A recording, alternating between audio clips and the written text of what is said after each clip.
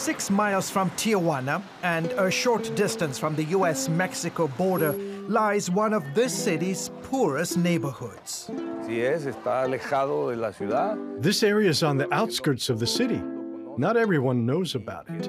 Not everyone wants to come here either. It's easy to see why. There are no paved roads. The hillside is strewn with garbage. There's no sewage system here, and crime is rampant.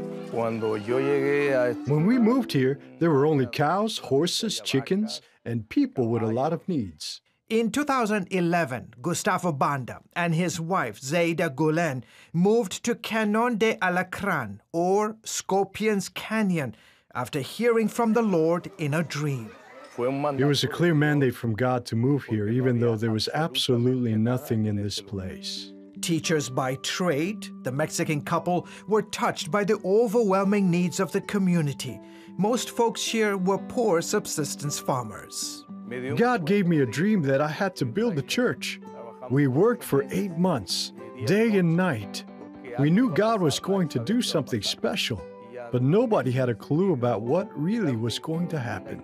That year, Templo Embajadores de Jesus, or Ambassadors of Jesus, was born in the heart of Scorpion's Canyon.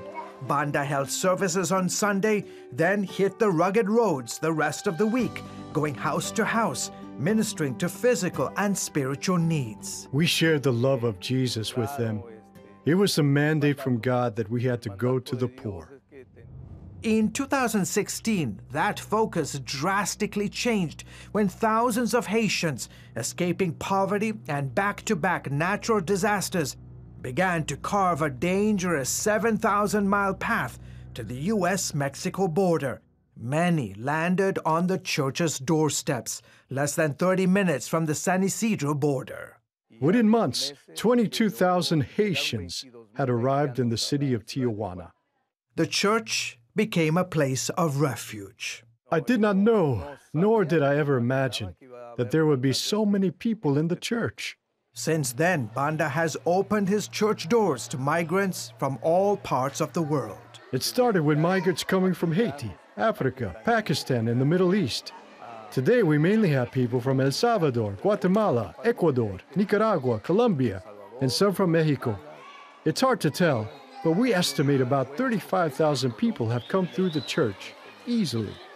1,200 were staying in the church the day CBN News visited. We feed them 3 times a day. We try to help them with all their needs.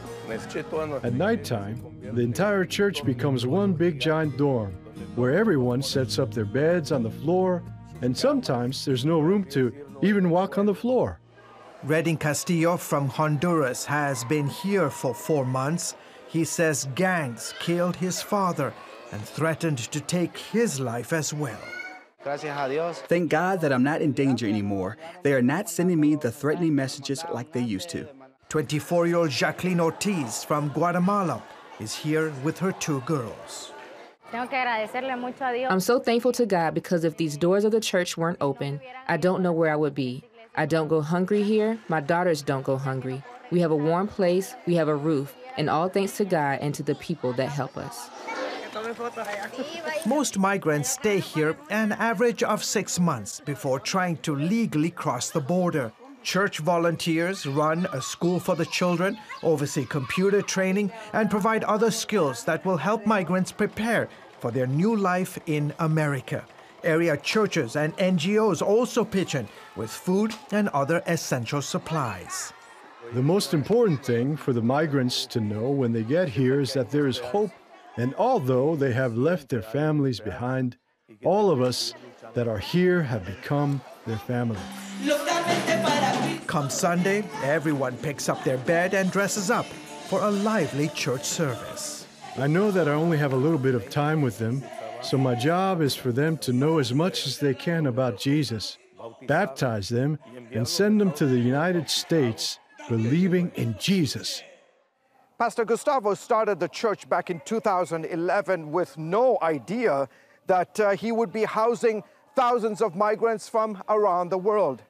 So today, 10 years later, a new structure is going up, which will be the future home for the migrants. He once had a desire to be a missionary to Haiti. Not anymore. I even started learning a little bit of their language. But when I wanted to go to Haiti, Haiti came to me. And after Haiti came, all the other nations started coming to this place. I don't have the numbers, but for years we have been baptizing so many of them. And many more are surrendering to Jesus. And that's my calling now. George Thomas, CBN News, in Scorpions Canyon, Tijuana, Mexico. There's a wonderful illustration of how the call of God will work in your life. He wants to make all of us fishers of men. That's what he told his disciples. He took fishermen, and instead of fishing for fish, he said, you're now going to fish for men. For Gustavo, he had this heart desire. I want to be a missionary to Haiti, and then suddenly Haiti comes to him. He gives up that, what he wanted to do, how he wanted to do it, and said, okay to God, well, here, put something into Tijuana. Let's put a church there. And then suddenly his heart's desire is filled, and filled to overflowing, because God provided. It's such a wonderful thing to say yes to God. Be just like Abraham. When God tells you to leave your family and your country to go to a place I'm going to show you, he didn't give many details about that. But Abraham just said, amen, God, I'll do that. I'll get up and I'll go. And when you do, wonderful things can happen. God has great adventures for all his children. He has created wonderful things, good works for us to walk into. And he did that before he even laid the foundation of the earth. All of this is a platform for his glory to be revealed in your life, for your heart's desires to be fulfilled. Rest in that. Say amen to that. And when you get that still small voice, when you get that leading, answer it and say, yes, God, I'll do what you want me to do. How can I be a part of your plan? Hello, I'm Gordon Robertson. Thanks for watching the video. Be sure to like, subscribe, and hit the notification bell for more encouraging videos like this one. Welcome to the 700 Club Interactive family, and God bless you.